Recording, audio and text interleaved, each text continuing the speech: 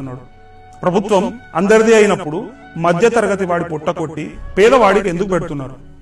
సమాజం సమృద్ధికి అభివృద్ధికి పేదవాడి సహకారం ఏంటి మరి? ఎందుకంటే వీడు ట్యాక్స్ కట్టడు, పొదుపు చేయడు, కుటుంబ నియంత్రణ అసలు పాటించడు, చట్టాన్ని గౌరవించడు, ఆరోగ్య సూత్రాలు పాటించడు. వీడికి అసలు కుటుంబ బాధ్యతే ఉండదు. వీడింట్లో పిల్లలకి అరటి పండుకి డబ్బులు ఉండయి గాని మత్తిచ్చే మందు సీసాలకు మాత్రం లోటు ఉండదు. అసలు వీడు అన్నింటిలోనూ బాధ్యత రాహిత్యమే. తూలుకుంటా హక్కుల గురించి మాత్రం మాట్లాడతాడు. సమాజం పట్ల ఎటువంటి బాధ్యత ఉండదు. సమాజ శ్రేయస్సుతో మాత్రం సంబంధం లేదు.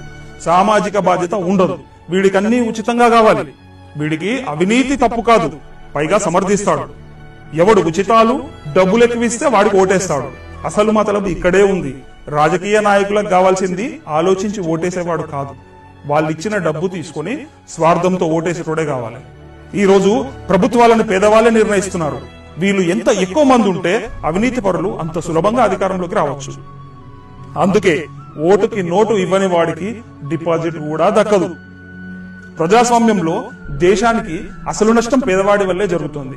అందుకే దేశంలో అన్యాయం అవుతుంది పేదవాడు కాదు, మధ్య తరగతి వాడు. పేదవాళ్లకి పేదరిక నిర్మూలన అవసరమే లేదు. ఎందుకంటే ఉచితాలన్నీ పోతాయి. రాజకీయ నాయకులకు పేదరిక నిర్మూలన వల్ల ఉపయోగమే లేదు. కాబట్టి పేదరికం ఎప్పటికీ నిర్మూలించబడదు. ట్యాక్సులు కడుతున్న వెంగళప్పలు మాత్రం 20 రూపాయల పెట్రోల్ ని 100 రూపాయల కొనుక్కొని తింగరోల లెక్క తలదించుకొని ఉరుకుల పరుగులతో బతుకిడుస్తానే ఉంటారు. మౌలిక సదుపాయాలుండని గతుకుల రోడ్లపై తిరుగుతూనే ఉంటారు.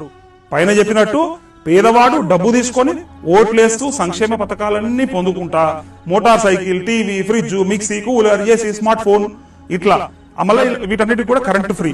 అన్ని ఉన్నా మరుగుదొడ్డి మాత్రం ఉండదు. ఉన్నా కూడా వాడరు. వీరు ప్రభుత్వం దృష్టిలో మాత్రమే పేదవాడిగా ఉంటారు. అలానే తూలుతూనే ఉంటారు.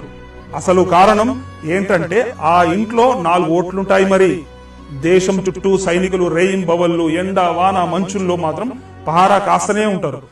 స్థూలంగా ఈ దేశంలో వెంగళప్పలు ఎవరయ్యా అంటే బ్యాంకు రుణాలు ఎగ్గొట్టకుండా నికార్సుగా వాయిదాలు కడుతూ ట్యాక్సులు కట్టే మధ్య తరగతి మనిషి, నా దేశం అంటూ వీరస్వర్గం పొందే సైనికుడు, దేశానికి అన్నం పెట్టే విలువలేని రైతులు. కానీ నాయకులు ఉన్నతాధికారులు మాత్రం పొట్ట మీద చేసుకుని రాజరికం వెలుగబెడుతూ కార్పొరేట్లతో సావాసం చేస్తూ చల్లగా కులాసాగా కాలం గడిపేస్తూనే ఉంటారు.